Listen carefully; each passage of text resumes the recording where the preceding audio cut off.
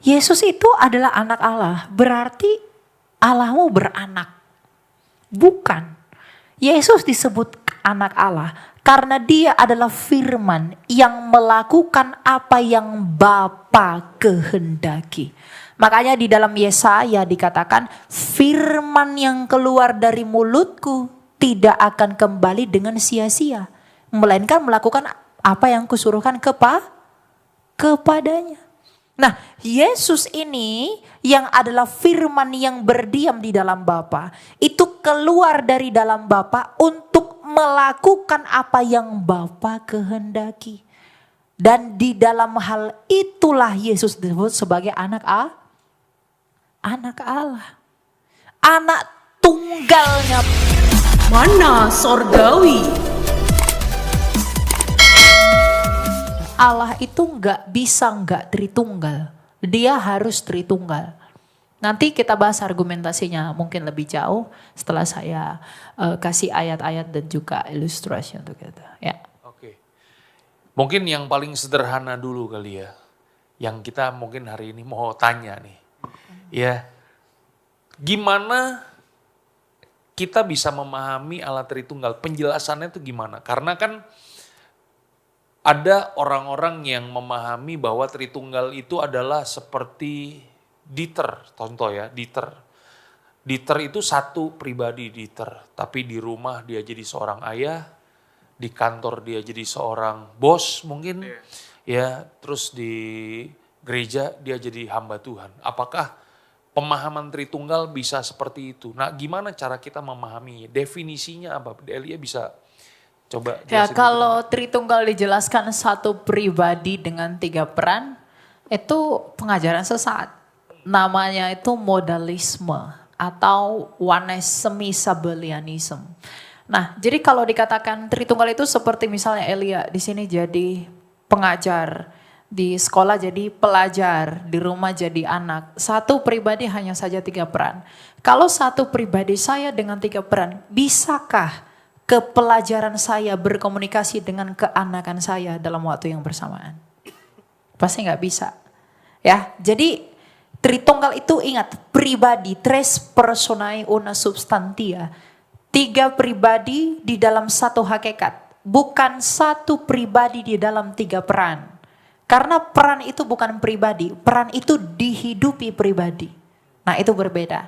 Nah, nanti saya akan buat gambarnya. Kenapa itu disebut pribadi, itu tidak seperti 1, 2, 3, ada 3 pribadi, bukan. Dia disebut pribadi karena dia hidup. Dia hidup saling mendiami, dan kalau dalam bahasa teologinya disebut dengan perikoresis. Jadi aktif mengasihi, memancarkan kasih itu. Nah, nanti saya akan tunjukkan satu argumentasi bahwa Allah itu bagaimanapun harus Tritunggal, merujuk kepada atribut Allah itu sendiri sebagai yang kasih dan yang kekal. Itu nanti kita akan bahas lebih dalam. Karena saya perlu antar teman-teman dulu untuk pahami Tritunggal itu secara etimologis dan nanti lain-lain kita bahas. Ya, oke. Shalom teman-teman. Ya, mungkin kita mau bahas dari Allah Tritunggal ya. Jadi satu hal yang perlu teman-teman ketahui bahwa di sana saya ada tulis Allah Tritunggal atau Trinitas dan Hagia Triada. Nah, Allah Tritunggal itu bahasa Indonesia, Trinitas itu bahasa Latin, bahasa Inggrisnya Trinity, dan bahasa Yunaninya adalah Hagia Triada. Nah, apa itu sebenarnya Trinitas? Trinitas itu adalah suatu sistem pemahaman yang menjembatani kita untuk memahami kebagaimanaan Allah. Ingat, kebagaimanaan Allah, bukan keberapaan Allah. Nah, Bapak Gereja di abad pertama bernama Theophilus dari Antioquia, itu sudah memperkenalkan Tritunggal sebelum dirumuskan oleh Bapak Gereja di akhir abad ketiga dalam konsili. Yang disebut dengan istilah apa? Triados. Makanya disebut dengan Hagia Triada. Nah, Trinitas itu seperti apa?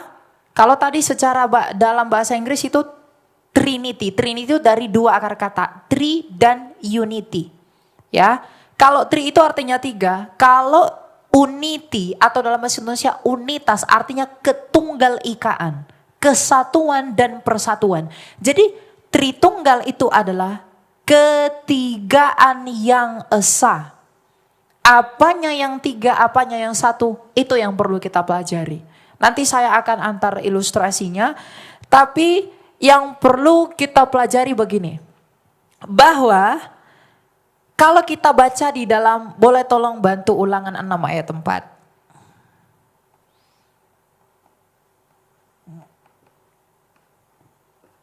Nanti bantu 1 Korintus 8 ayat 6. Ulangan 6 ayat 4, demikianlah firman Tuhan. Dengarlah hai orang Israel, Tuhan itu Allah kita, Tuhan itu esa. Oke, Tuhan itu Allah kita. Tuhan di sana semua huruf besar enggak?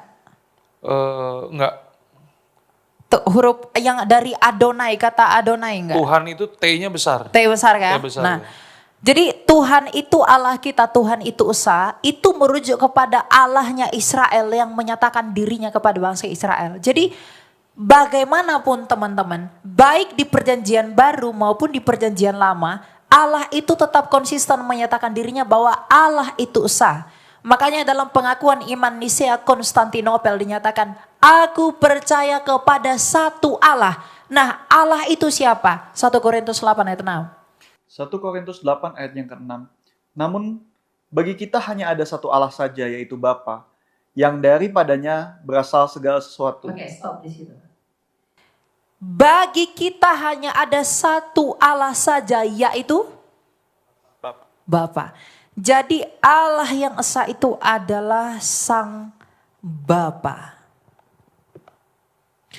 Nah, kenapa dia disebut sebagai Bapa? Apakah karena dia laki-laki? Bukan. Karena Allah itu genderless. Kenapa dia disebut Bapa? Karena dia adalah sumber. Coba jelasin tadi 1 Korintus 8:6. Coba habiskan semua. Dan yang untuk dia kita hidup, dan satu Tuhan saja, yaitu Yesus Kristus, yang olehnya segala sesuatu telah dijadikan, dan yang karena dia kita hidup. Oke, satu Allah saja yaitu Bapa, yang untuk dia kita hidup.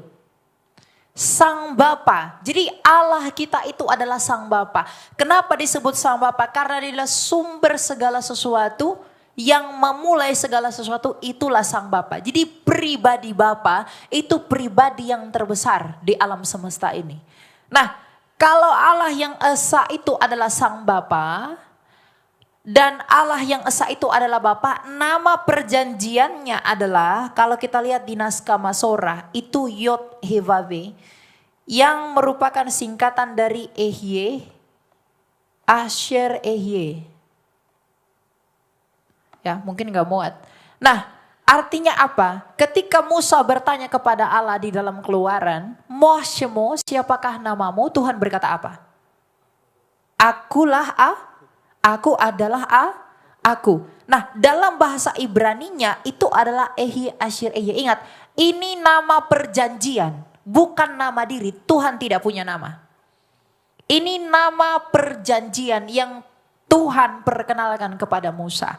Nah, kalau Allah yang esa adalah Sang Bapa, maka Sang Bapa ini bagaimana? Coba buka Kejadian 1 ayat 1, nanti ayat 2 lanjut ayat 3. Kita lihat apa sebenarnya atribut yang ada di dalam diri Allah yang esa itu, yang membuat dia menjadi Trinitas. Coba ayat 1. Kejadian 1 ayat 1.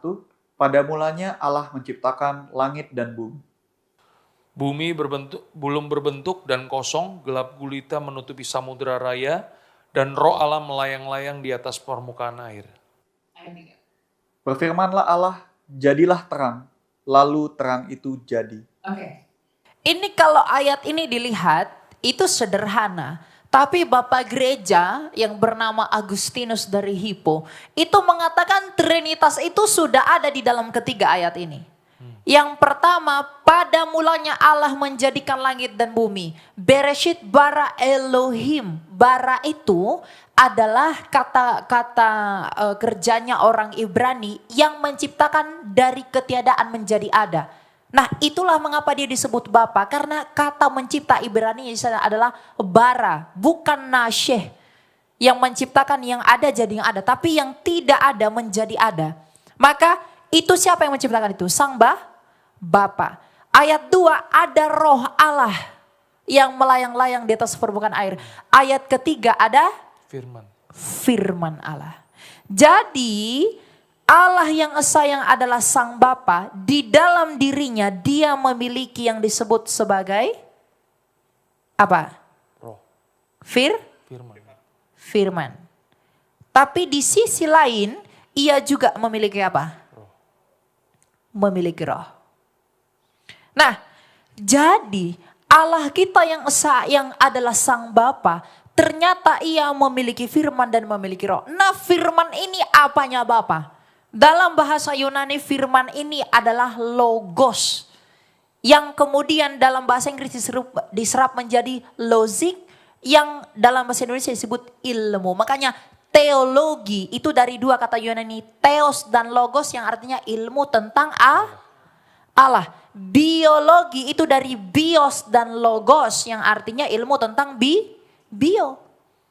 Jadi teologi, jadi Yesus itu adalah logosnya Bapa, ilmunya Bapa. Kalau dalam bahasa filsafat disebut dengan idenya ilahi. Di mana Sang Bapa ini menjadikan segala sesuatu menggunakan firman-Nya. Berfirman itu kata kerja bukan? Tadi dikatakan di ayat 3, berfirmanlah Allah. Allah di sini menurut 1 Korintus 4 ayat 6 adalah Bapa. Berfirmanlah Allah atau berfirmanlah Bapa, jadilah terang. Berarti dia bekerja menjadikan terang menggunakan firman. Firman itu berarti harus di dalam dia. Berarti dari ayat itu kita dapat mengetahui bahwa Allah yang esa Sang Bapa tadi di dalam dirinya dia memiliki firman. Yang oleh firman itu Sang Bapa itu menjadikan segala sesuatu. Coba baca Yohanes 1 ayat 3.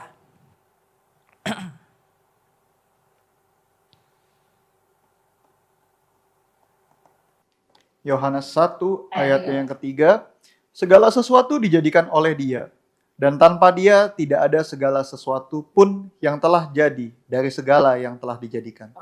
Ini berbicara tentang siapa? Mungkin teman-teman bingung. Baca dari ayat 1 dan 2 dulu. 1, 2, 3. Pada mulanya adalah firman. Firman itu bersama-sama dengan Allah dan firman itu adalah Allah. Ia pada mulanya bersama-sama dengan Allah. Ayat 3. Segala sesuatu dijadikan oleh Dia dan tanpa Dia tidak ada segala sesuatu pun yang telah jadi dari segala sesuatu yang telah dijadikan. Berarti tanpa dia di sini siapa? Firman. Tanpa firman tidak satu pun yang telah dijadikan. Berarti firman ini adalah daya ciptanya Sang Bapa. Ya, nanti kita bahas kristologi, tapi kita bahas roh dulu. Nah, roh Allah ini perannya apa? Apa yang kalau tadi di Kejadian 1 ayat 2 ada roh Allah. Nah, roh Allah ini apa? Coba Ayub 33 ayat 4.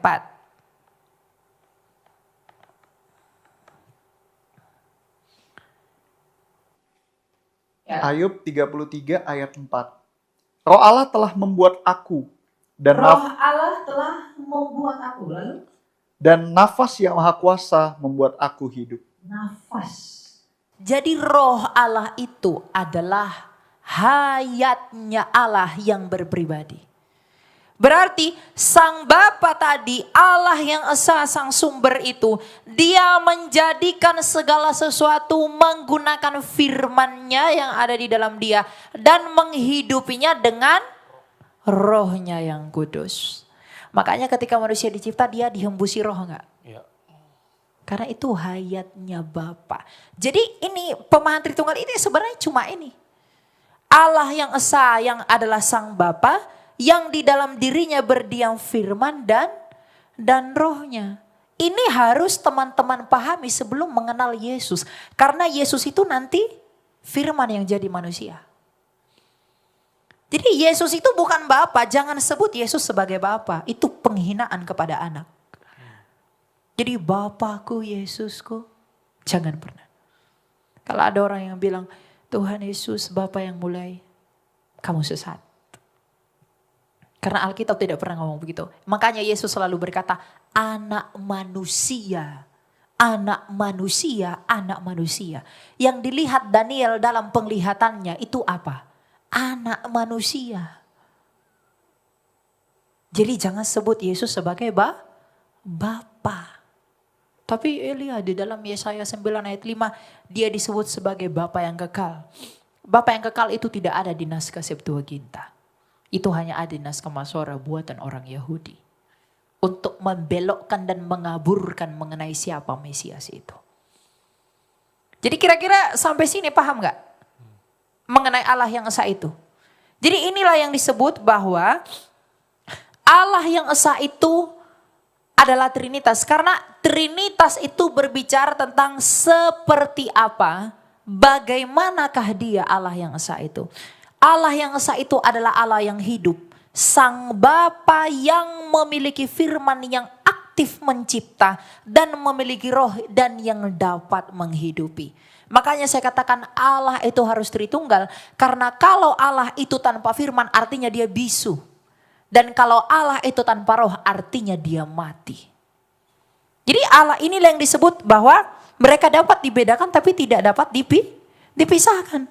Karena tak mungkin Bapa itu tanpa firman, tak mungkin Bapa itu tanpa roh. Ya? Sejauh ini ada yang mau ditanyakan berkaitan dengan hal ini? Ada yang mau ditanyakan teman-teman? Atau mungkin kebingungan apa? Karena di sini dulu, nanti kalian tidak Apakah akan ngerti. masih perlu diulang sekali lagi?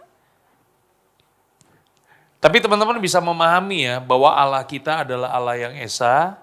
Dia yang di dalamnya ada firman dan di dalamnya juga ada roh. Firman itu mencipta dan roh itu menghidupkan. Itu kan konsep daripada Trinitas ya teman-teman ya. Jadi Allah yang esa, Sang Bapa yang memiliki firman dan roh. Bapa itu hidup, maka firmannya pasti hidup. Bapa itu kekal, firmannya pasti kekal. Bapa itu kekal, rohnya pasti kekal. Nggak mungkin Bapa itu kekal, tapi rohnya tiba-tiba datang entah dari mana gitu. Nggak mungkin. Jadi ini Trinitas itu. Nah, kenapa kita menuhankan Kristus? Kenapa kita menuhankan Yesus? Itu nanti kita pelajari berbicara mengenai firman.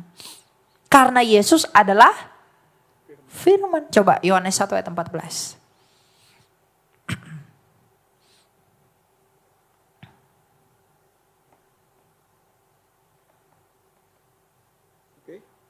Ya. Yohanes 1 ayatnya yang ke 14. Firman itu telah menjadi manusia dan diam di antara kita. Dan kita telah melihat kemuliaannya, yaitu kemuliaan yang diberikan kepadanya sebagai anak tunggal Bapa, penuh kasih karunia dan kebenaran. Ya. Jadi ketika Yesus disebut sebagai anak Allah, itu karena dia adalah firman. Kalau ada orang yang framing iman Kristen dia ngomong begini, Yesus itu adalah anak Allah, berarti Allahmu beranak. Bukan. Yesus disebut anak Allah karena dia adalah firman yang melakukan apa yang Bapa kehendaki.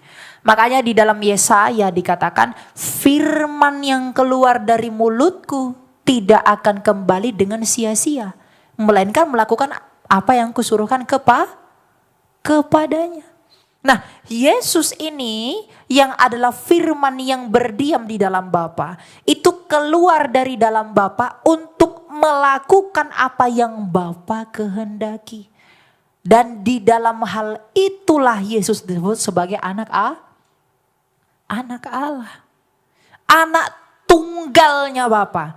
Karena Sang Bapa itu melakukan segala sesuatu enggak dengan joget-joget.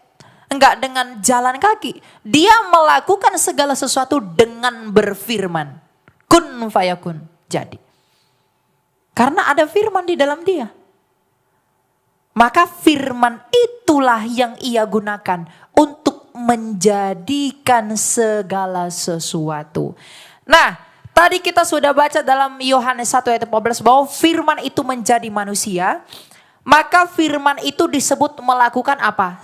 Inkarnasi. Inkarnasi ini dari kata Latin itu incarni.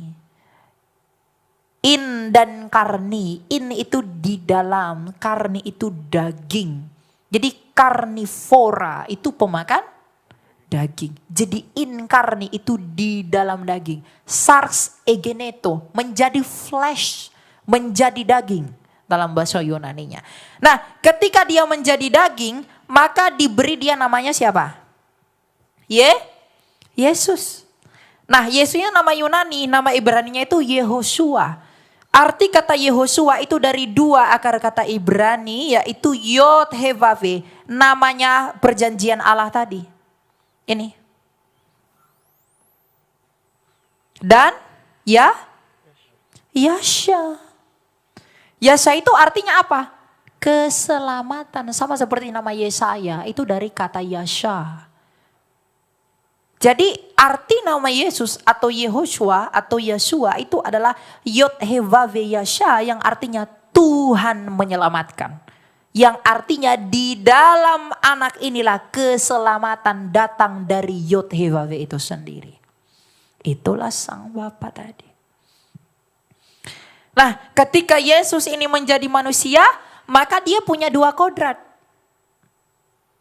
Satunya Allah dan satunya manusia. Kenapa Allah dan manusia? Karena dia adalah firman-Nya Bapa yang adalah Allah, maka dia pastilah Allah. Dan ketika dia menjadi manusia, dia menambahkan kodrat. Makanya dalam gereja purba, ketika mereka melakukan perjamuan kudus, mereka menggunakan perjamuan kudus roti yang beragi, itu 2 lapis. Yang menandakan 2 kodratnya Kristus. Ya, cuma kita orang Protestan tidak melakukan itu. Jadi Yesus itu punya 2 kodrat, Allah dan manusia. Dan dalam keadaannya sebagai manusia dalam Filipi 2, ia mati. Jadi kalau orang bilang masa Allahmu mati, tidak ada Allah yang mati. Yang mati adalah kemanusiaannya. Jadi Yesus adalah firman Allah yang menjadi manusia, yang olehnya kita mengenal siapa Allah. Kalau di iman lain, mereka bisa mengenal Tuhan mereka melalui firman Allah yang menjadi buku. Dan ketika dia menjadi buku, buku itu punya 2 kodrat. Yang pertama adalah Allah karena dia firman Allah. Yang kedua kertas dari Tulung Agung sana. Tapi Yesus adalah firman Allah jadi manusia. Dia punya 2 kodrat. Dia adalah manusia dan dia adalah Allah. Dan ketika ia mati, kealahannya tidak mati. Tapi kealahannya justru membangkitkan dia. Ya, dan kemanusiaannya yang mati. Sama seperti ketika kitab suci kita bakar, firman Allah itu tidak terbakar. Yang terbakar itu hanya kertasnya. Jadi dari pemahaman Tritunggal ini teman-teman, kita bisa berapologetika. Karena orang-orang tidak mengerti kebanyakan tentang konsep ini. Orang di luar kekristenan kerap kali berpikir bahwa Tritunggal itu 3 orang diikat jadi satu. Itu Trinitas. Enggak. Karena di sisi lain Alkitab dengan konsisten mengatakan Allah itu esa. Tetapi di sisi lain Allah itu unik. Satu hal yang kalau teman-teman nih belajar kaidah Ibrani. Kata esa yang digunakan itu adalah ehad. Ya. Shema Israel Adonai Eloheinu. Adonai ehad. Bukan Yahid.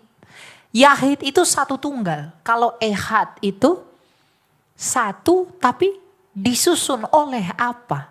Sama seperti jadilah hari pertama Yom Ehad. Itu terdiri dari siang dan malam. Siang dan malam tapi satu hari itu Ehad. Tapi ketika Tuhan berkata kepada Abraham, ambillah anak tunggalmu itu.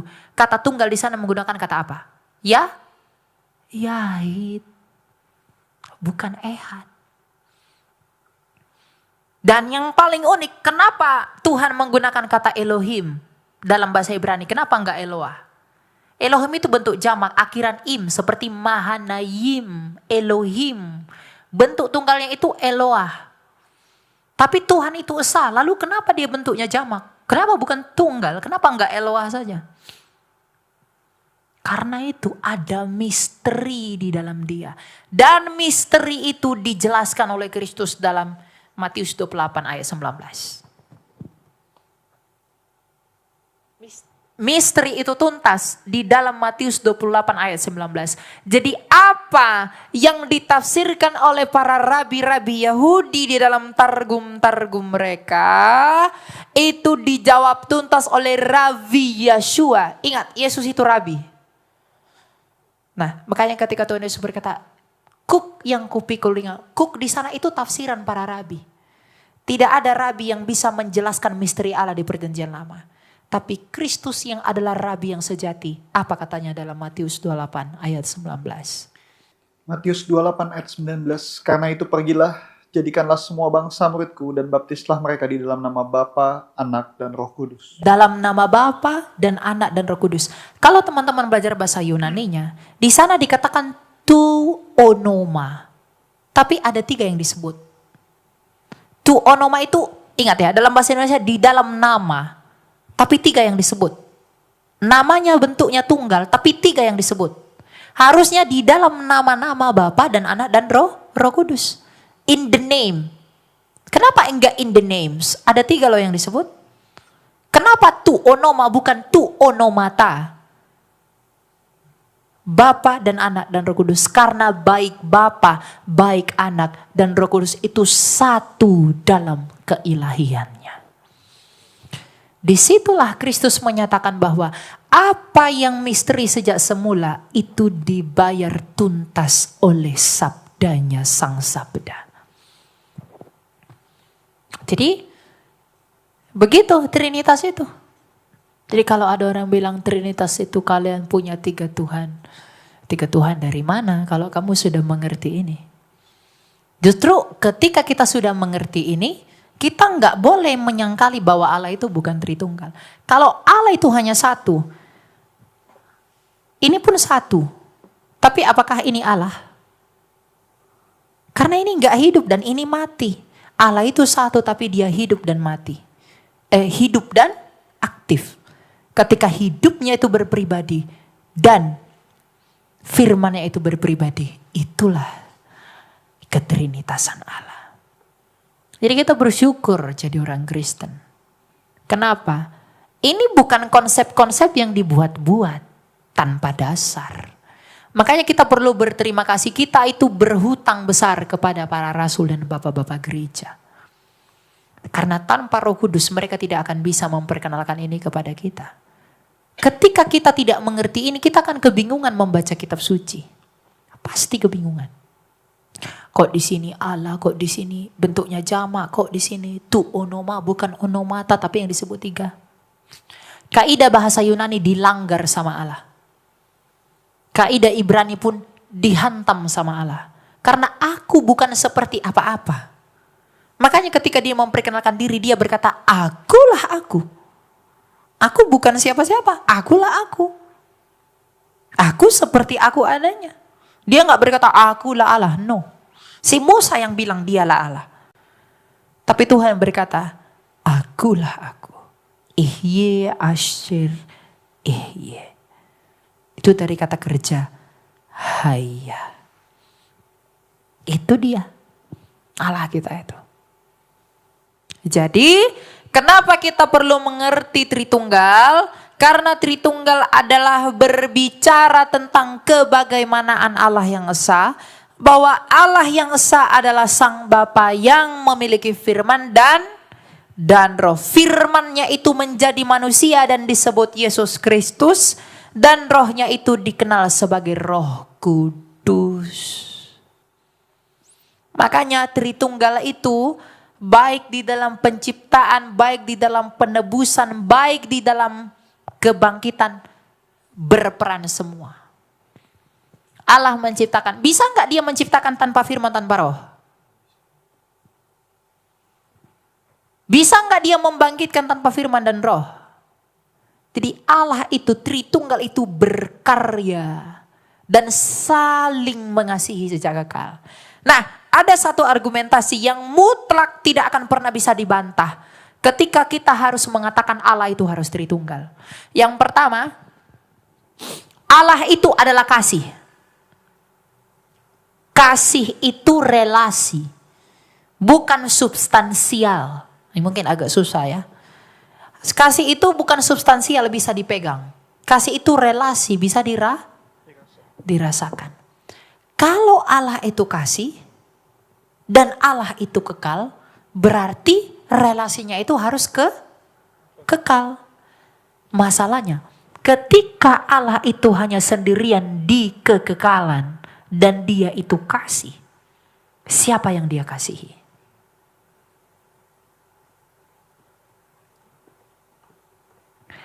Ketika Allah itu belum menjadikan segala sesuatu, tetapi dia kekal dan dia adalah kasih, dan belum ada apapun selain dia, maka dia yang adalah kasih, siapa yang dia kasihi sejak kekekalan, ketika belum ada apapun selain dirinya? Itu dijawab oleh Yesus. Ya Bapa, permuliakanlah aku di hadiratmu dengan kemuliaan yang kumiliki sebelum dunia ini ada. Jadi siapa yang dikasihi Bapa sejak kekal? Firman. Bapa mengasihi Firman, Firman mengasihi Bapa, Roh Kudus melibat membaur sebagai hayat. Itulah yang disebut dengan perikoresis Allah Tritunggal. Itu nggak bisa dibantah. Kalau dia mengaku Allah itu kasih, ini nggak bisa dibantah. Bagaimanapun mulutnya harus mengaku Allah itu Tritunggal. Karena ini atributnya Allah. Dia yang adalah kasih dan dia yang adalah kekal. Kasih itu bukan substansinya. Ada yang tahu bentuk kasih itu seperti apa? Apakah dia bentuk bulat, bentuk apa? Lope-lope itu mah gambaran doang. Gak ada kasih seperti itu. Kasih itu relasi. Ketika saya hangat, ya kita berkomunikasi, nah itu kasih. Allah itulah Allah. Makanya Tuhan Yesus berkata, berbahagialah orang yang membawa damai karena mereka disebut anak-anak Allah. Damai yang bagaimana? Damai yang dari Kristus tapi.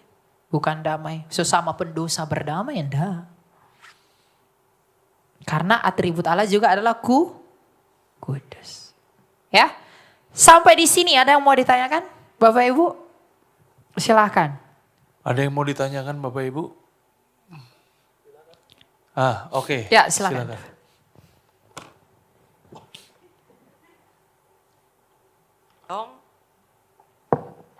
Shalom, selamat malam.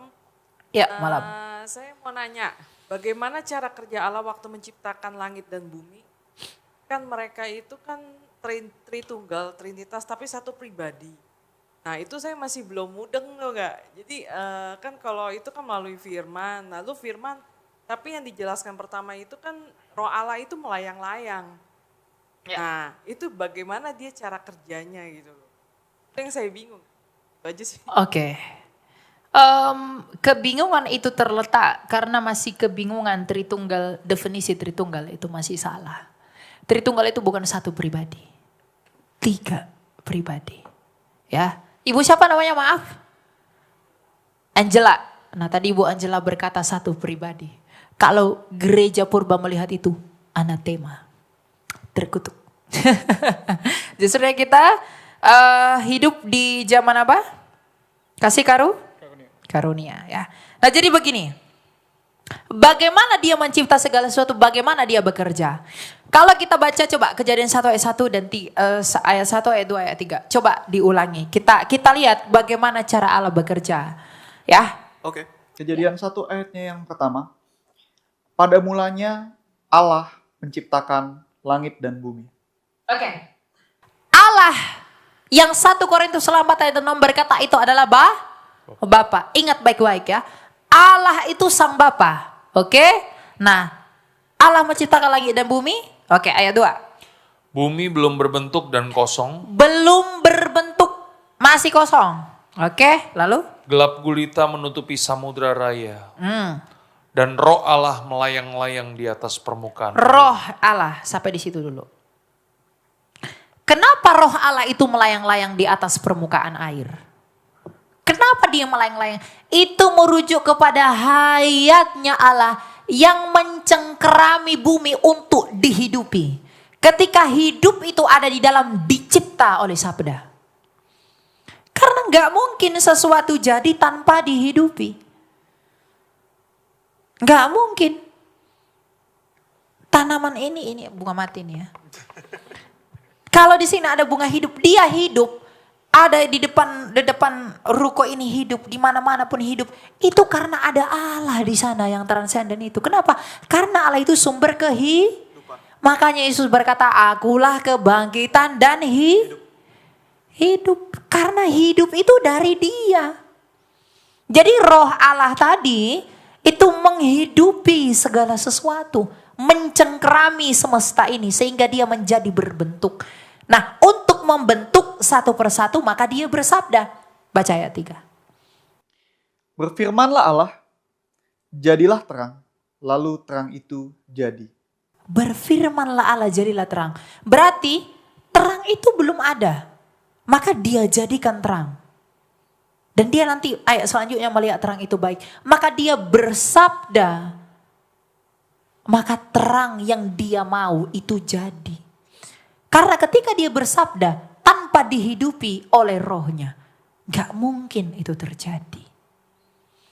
Jadi bagaimana Allah itu bekerja dalam penciptaan? Ya Sang Bapa menciptakan segala sesuatu bersama dengan firman-Nya dan bersama dengan roh. Gak usah jauh-jauh seperti saya. Saya ngomong nih di sini. Mungkin gak hanya tubuh saya yang ngomong. Saya punya firman. Anda kenal saya itu karena firman saya yang menjadi suara di telinga Anda. Manusia mengenal Allah melalui firman-Nya yang jadi manusia. Ketika saya coret-coret ini deh, apa gitu. Apakah hanya tubuh saya yang mencoret ini? Enggak. Firman, tubuh, roh saya ikut mencoret. Karena kalau saya tanpa roh, saya mati, nggak bisa coret. Saya tanpa firman, saya coret, nggak bisa mencoret. Saya tanpa tubuh, saya hantu, nggak bisa pegang ini. Orang tanpa roh itu mati. Orang tanpa tubuh itu Casper. Orang tanpa firman itu bisu. Jadi ketika saya melakukan pekerjaan saya, nih saya angkat gelas. Tubuh saya, firman ilmunya saya, roh saya sama-sama bekerja mengangkat gelas ini. Karena tak mungkin saya mengangkat tanpa firman. Dan saya mengangkat tanpa roh. Maka Allah pun begitu. Dia menjadikan semuanya oleh firman dan rohnya. Karena kita dicipta dalam menurut gambar dan rupa Allah, gak usah jauh. Jadi sebenarnya kita bisa melihat Allah Tritunggal itu dari diri kita sendiri ya, Ya, cerminannya ya. betul. Gitu ya. Oke. Betul. Ya karena kita memang dicipta menurut gambar dan rupa Allah. Gak usah jauh. Jadi seharusnya pemahaman ini mudah dimengerti karena ketika kita melihat diri kita sendiri seperti kita melihat Allah di dalam diri kita kan gitu ya Le. Cuma bedanya rohnya kita dan tubuhnya kita tidak seperti Allah yang berpribadi. Mana saya bisa utus roh saya pindahlah ke sini. Nggak bisa. Mati saya. Ya kan? Gitu, nggak bisa. Nah, tetapi Allah bisa melakukan itu, itulah yang membedakan kita dengan Allah. Dia utus rohnya untuk menghibur, dia utus firman-Nya untuk menyatakan kehendaknya. Kalau makanya nanti di surga, kita tidak mungkin melihat Bapa. Enggak mungkin kita ketemu dengan Bapa. Oh, Yesus duduk di sebelah kanan Bapa. Yesus itu ya kayak bintang-bintang film itulah. Bapa rambutnya putih seapa seperti kata Daniel. Yang lanjut usianya itu. Rambutnya putih duduk di atas kursi roda. Bukan seperti itu. Bapa itu tidak mungkin kita lihat. Karena dia adalah terang yang tak terhampiri. Nah siapa yang kita lihat? Hanya Yesus. Karena Yesus adalah Kolose 1:15. Siapa itu Yesus itu? Sehingga kita tidak melihat Bapa. Coba Kolose 1 ayat 15. Kolose 1 ayat 15. Ia adalah gambaran Allah yang tidak kelihatan. Yang sulung lebih utama dari segala yang diciptakan. Gambaran Allah yang tidak kelihatan. Makanya ketika Filipus bertanya kepada Kristus, tunjukkanlah kepada kami Bapa itu. Apa kata Yesus? Kalau kamu melihat aku, kamu melihat Bapa. Karena akulah yang menyatakan siapa Bapa. Dan aku datang dan keluar dari Bapa. Jadi jangan ada yang punya cita-cita mau melihat Bapa. Mustahil, tidak mungkin kamu bisa melihat Bapa. Tapi kemuliaannya itu akan kamu lihat di dalam anaknya yang tunggal itu. Sang Sabda. Ya, ada lagi? Ada lagi teman-teman? Oke. Ya. Silakan Regi. Yes, oke.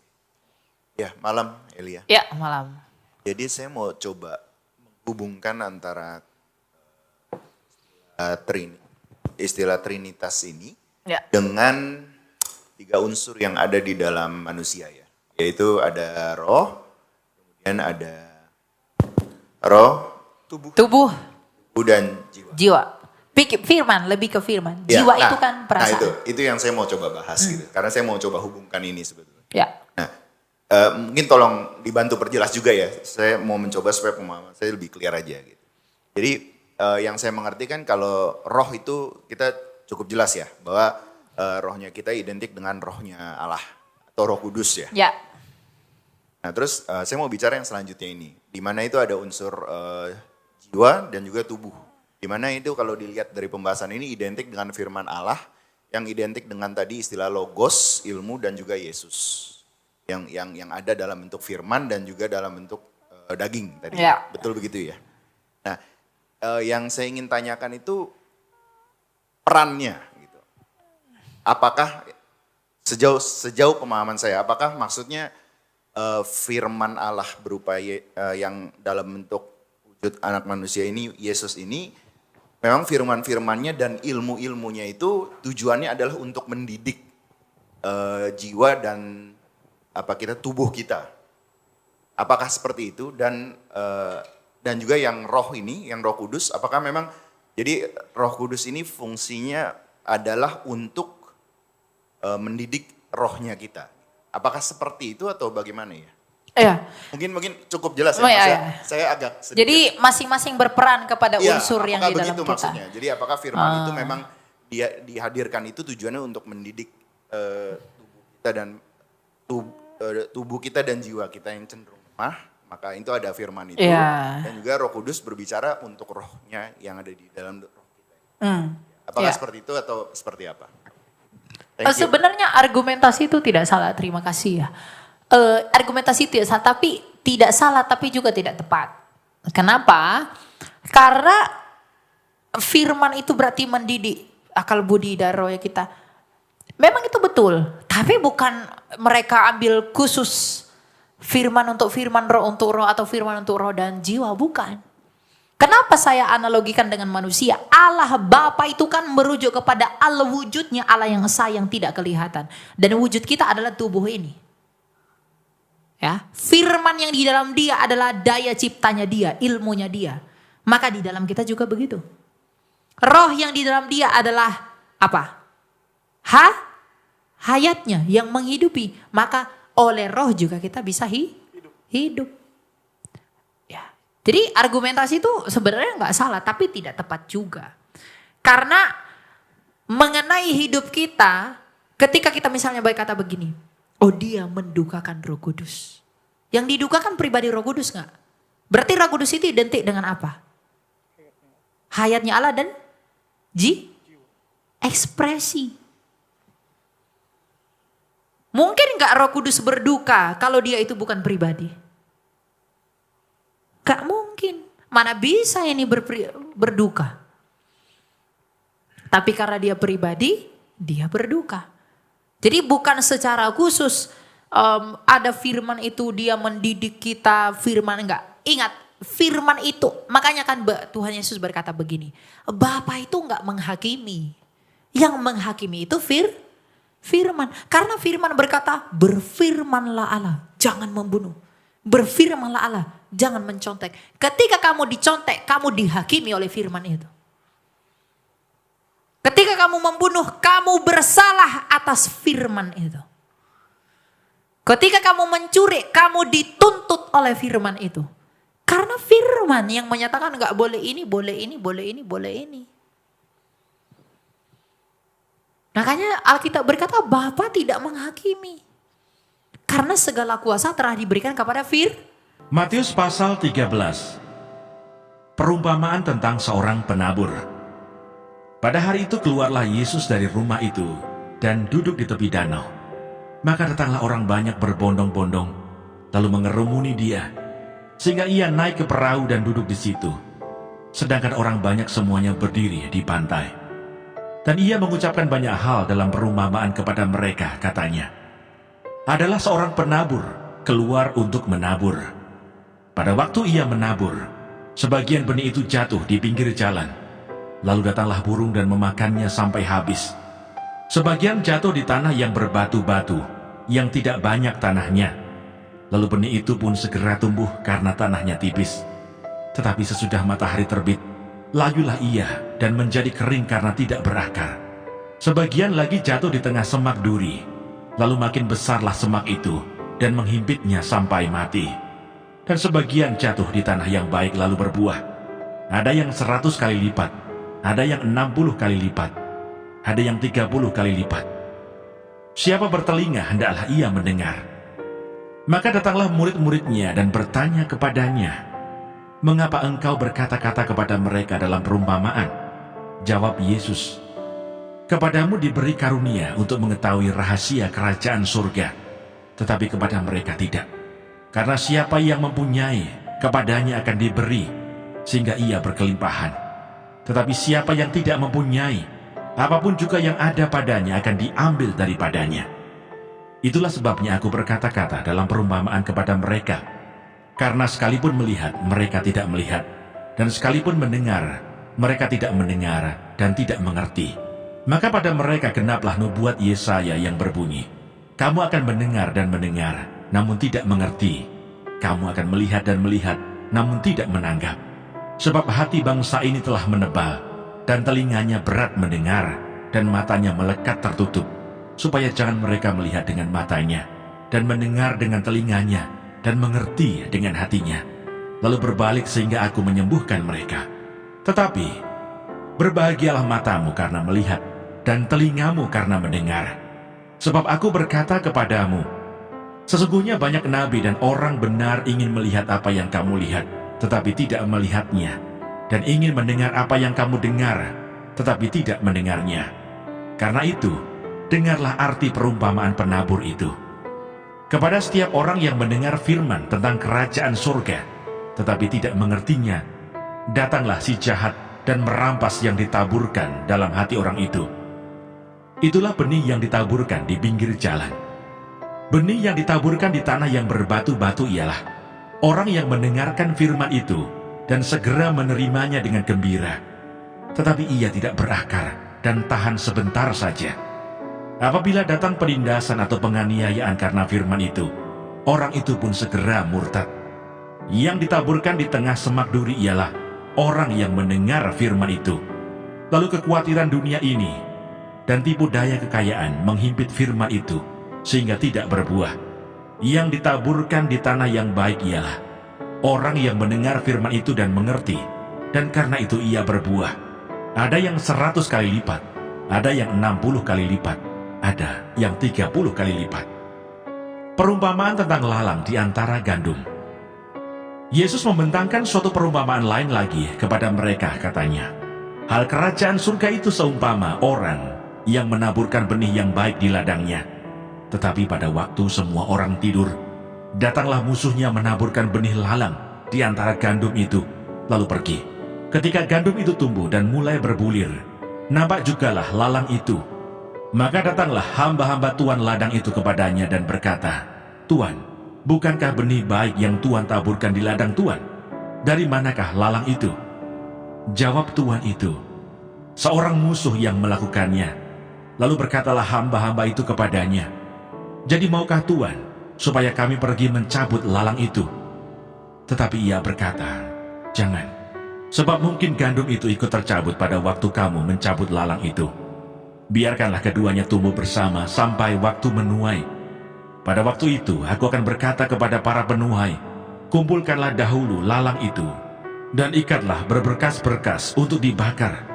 Kemudian kumpulkanlah gandum itu ke dalam lumbungku." Perumpamaan tentang biji sesawi dan ragi. Yesus membentangkan suatu perumpamaan lain lagi kepada mereka. Katanya, "Hal kerajaan surga itu seumpama biji sesawi yang diambil dan ditaburkan orang di ladangnya. Memang biji itu yang paling kecil dari segala jenis benih, tetapi apabila sudah tumbuh, sesawi itu lebih besar daripada sayuran yang lain, bahkan menjadi pohon, sehingga burung-burung di udara datang bersarang pada cabang-cabangnya." Dan ia menceritakan perumpamaan ini juga kepada mereka. "Hal kerajaan surga itu seumpama ragi yang diambil seorang perempuan dan diadukkan ke dalam tepung terigu 3 sukat sampai khamir seluruhnya."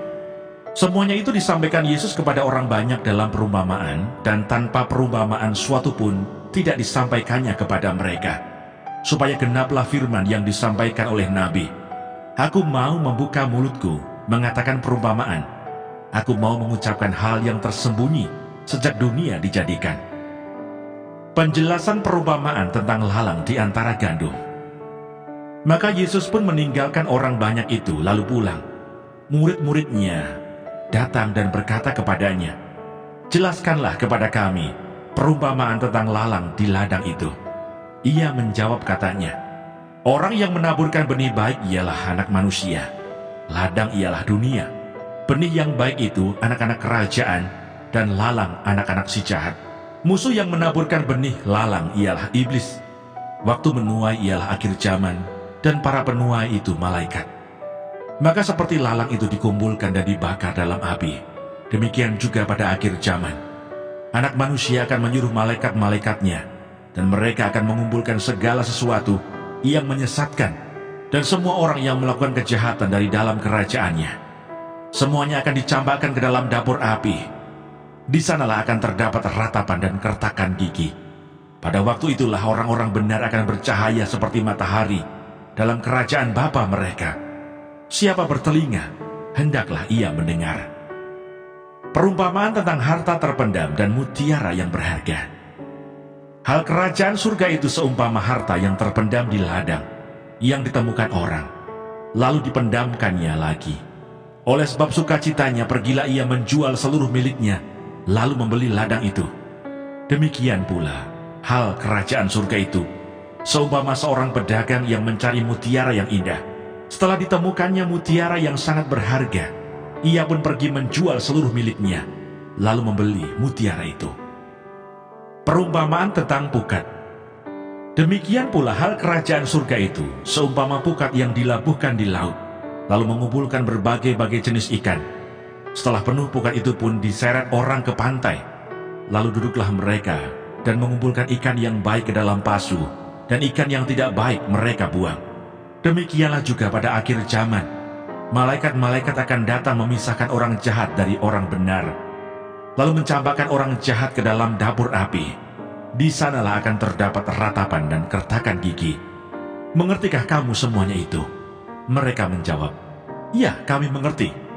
Maka berkatalah Yesus kepada mereka, "Karena itu setiap ahli Taurat yang menerima pelajaran dari hal kerajaan surga itu seumpama tuan rumah yang mengeluarkan harta yang baru dan yang lama dari perbendaharaannya." Yesus ditolak di Nazaret. Setelah Yesus selesai menceritakan perumpamaan-perumpamaan itu, ia pun pergi dari situ. Setibanya di tempat asalnya, Yesus mengajar orang-orang di situ di rumah ibadat mereka. Maka takjublah mereka dan berkata, "Dari mana diperolehnya hikmat itu dan kuasa untuk mengadakan mukjizat-mukjizat itu? Bukankah ia ini anak tukang kayu?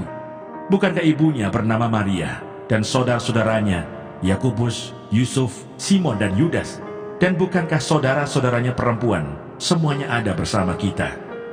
Jadi, dari mana diperolehnya semuanya itu? Lalu mereka kecewa dan menolak Dia. Maka Yesus berkata kepada mereka, seorang nabi dihormati di mana-mana, kecuali di tempat asalnya sendiri dan di rumahnya. Dan karena ketidakpercayaan mereka, tidak banyak mukjizat diadakannya di situ.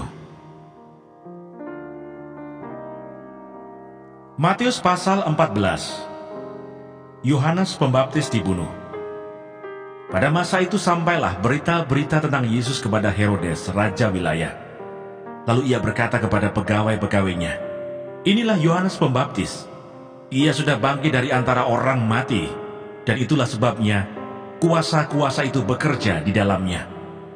Sebab memang Herodes telah menyuruh menangkap Yohanes, membelenggunya, dan memenjarakannya, berhubung dengan peristiwa Herodias, istri Filipus saudaranya.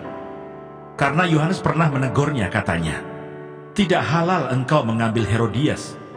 Herodes ingin membunuhnya, tetapi ia takut akan orang banyak yang memandang Yohanes sebagai nabi. Tetapi pada hari ulang tahun Herodes, menarilah anak perempuan Herodias di tengah-tengah mereka, dan menyukakan hati Herodes. Sehingga Herodes bersumpah akan memberikan kepadanya apa saja yang dimintanya. Maka setelah dihasut oleh ibunya, anak perempuan itu berkata, berikanlah aku di sini kepala Yohanes Pembaptis di sebuah talam. Lalu sedihlah hati raja, tetapi karena sumpahnya dan karena tamu-tamunya, diperintahkannya juga untuk memberikannya. Disuruhnya memenggal kepala Yohanes di penjara, dan kepala Yohanes itu pun dibawa orang di sebuah talam, lalu diberikan kepada gadis itu, dan ia membawanya kepada ibunya. Kemudian datanglah murid-murid Yohanes Pembaptis mengambil mayatnya dan menguburkannya. Lalu pergilah mereka memberitahukannya kepada Yesus. Yesus memberi makan 5.000 orang.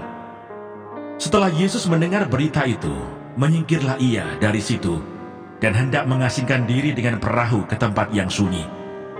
Tetapi orang banyak mendengarnya dan mengikuti dia dengan mengambil jalan darat dari kota-kota mereka. Ketika Yesus mendarat, ia melihat orang banyak yang besar jumlahnya. Maka tergeraklah hatinya oleh belas kasihan kepada mereka, dan ia menyembuhkan mereka yang sakit. Menjelang malam, murid-muridnya datang kepadanya dan berkata, tempat ini sunyi dan hari sudah mulai malam. Suruhlah orang banyak itu pergi supaya mereka dapat membeli makanan di desa-desa. Tetapi Yesus berkata kepada mereka, tidak perlu mereka pergi, kamu harus memberi mereka makan. Jawab mereka, yang ada pada kami di sini hanya 5 roti dan 2 ikan. Yesus berkata, bawalah kemari kepadaku.